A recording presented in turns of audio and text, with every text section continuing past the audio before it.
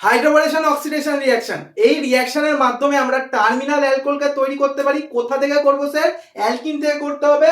তাই জন্য আমরা একটা অ্যালকিন নিয়েছি, অ্যালকিনের সাথে BH3 টেট্রাহাইড্রোফিউরেন, এটা তোমার সলভেন্ট হয়ে যাবে। সেকেন্ড স্টেপে হাইড্রোজেন পারঅক্সাইড আর একটা বেস নিতে হয়, NOH বা KOH নিতে পারো, তার ফলে টার্মিনাল অ্যালকোহলটা তৈরি করবে। দেখো এই শেষ কার্বনের সাথে ওই যুক্ত হয়েছে, তাই জন্য টার্মিনাল অ্যালকোহল বলছি। এবার প্রোডাক্ট তৈরি করার একটা অসাধারণ ট্রিক আছে। তুমি এই অ্যালকিনের সাথে জলের অ্যাডিশন করে দাও অ্যান্টি মার্কনিকভ রুল হিসাবে।